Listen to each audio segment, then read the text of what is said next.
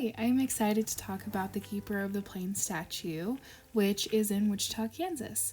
First things first, I wanted to introduce myself. My name is Ashley Lieber, and I am a physics major at the University of Arkansas. Wichita is my hometown in southeastern Kansas, and it is home to the statue, which is called the Keeper of the Plains. There's without a doubt a rich history and deep reverence for Native American history in Kansas, and the Keeper of the Plains statue has become a beloved symbol of this rich history. This piece was made by the Kiowa Comanche artist Lieber. It was gifted to the city in 1974 to celebrate the bicentennial of the United States.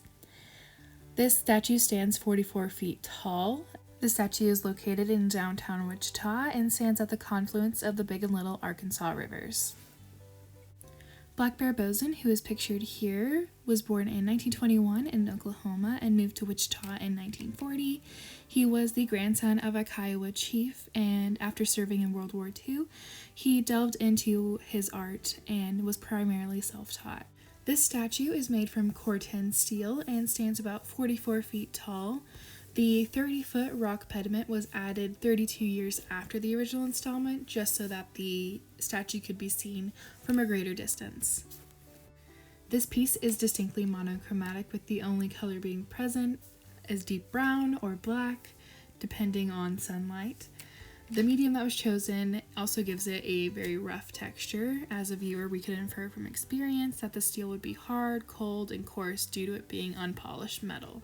The figure is positioned in a way so that its hands are outstretched to the sky, and while there are enough features that we can recognize this is depicting a person, it is very highly geometrically stylized. This can be seen in the sharp angles of the face, as well as the hands, as well as the curvilinear shape that the body makes in a slight S shape.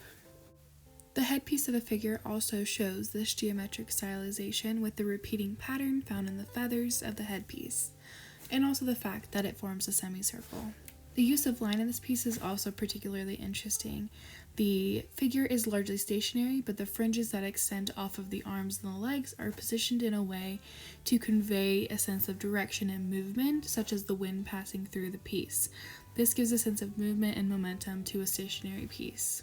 I chose to use the iconographic methodology to analyze this piece because every aspect of this piece can be seen as a symbol that enhances the meaning of the piece overall. First and foremost, the posture of the keeper itself has this symbol of being a position of supplication, which is a prayer position to the Great Spirit, which is a deity for the Native Americans. Secondly, the location is incredibly symbolic for the Native American community at large. It is the place where the Wichita Native Americans settled after having to flee their homes in Texas and Oklahoma due to the arrival of Europeans. Lastly, and arguably the most important symbol that is encapsulated by this piece, is the Native American ideal of the sacred hoop. The sacred hoop is a symbol of the whole world, but more importantly, it talks about the four elements. This piece in particularly has a unique role of fulfilling all four elements.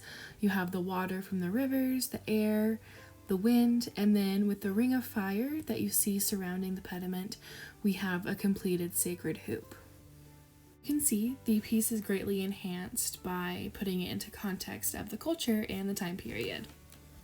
Since this is a fairly recent piece within art history, it is hard to define which period it belongs to, but since it has this focus of using the surroundings, I believe it falls into the movement of land art. For example, the symbol of the sacred hoop shows how the meaning of the piece can be greatly enhanced by its surroundings. Additionally, this piece exhibits some surrealist ideals through its unrealistic, highly geometrically stylized nature. At the end of the day, I chose this piece because it was a well-known symbol of my city, but after delving into the history and the meaning of the piece, I have grown a much deeper appreciation for it, and I am glad I did so. Thank you for watching my video, and I hope you learned something. Bye!